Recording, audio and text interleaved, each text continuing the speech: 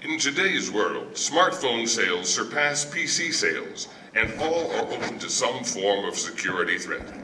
James Walden, professor of computer science, and his students focus their research on developing programs to ensure smartphones remain a safe and secure tool for communication and commerce. Dr. Walden earned his PhD from Carnegie Mellon University and is an expert on security applications for smartphones in particular. His sabbatical last year included international collaboration on this important issue. So, President Burns, we did some research and found that you have an iPhone 4. So I was wondering, do you trust the security of your data and your applications there? I was going to say yes, but maybe I think the answer is no. My research has been on the security of Android phones, but really the same problems exist on the iPhone and Windows Phone too. I chose Android because it's the most widely used smartphone platform out there. How many people have an Android phone? It was designed by a media informatics student. Okay, a good chunk of the audience there.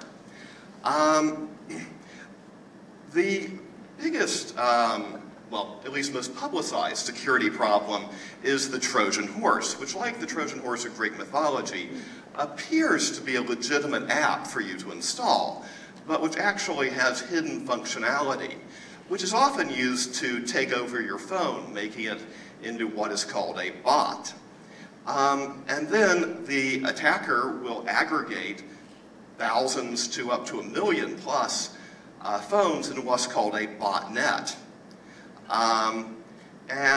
Most recently, about a week ago, we saw an article where there was a botnet of over 1 million compromised phones in China.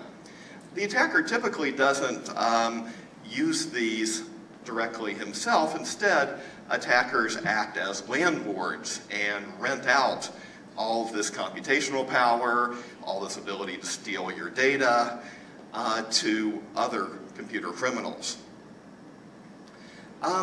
However, there's other problems to worry about. Legitimate applications, which are not Trojan horses, contain security flaws, where the programmer made a mistake while writing the code of the application in such a way that an attacker can exploit it to obtain data or take over the entire phone. And certainly if you don't have the most recent version of your phone operating system and all of your apps, you are definitely vulnerable to one or more security flaws in your phone. So what I did with a number of NKU students was develop a system for predicting which components of the software are vulnerable. There's an enormous amount of source code out there, too much for a person to go through line by line and read extremely carefully to see, okay, is there a security mistake here? So what this prediction system does is it tells you, well, you should look here in the software to find security flaws.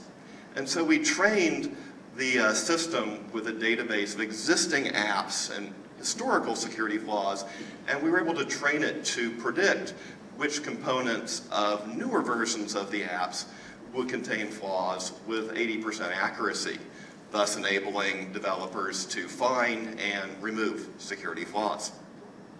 Thank you.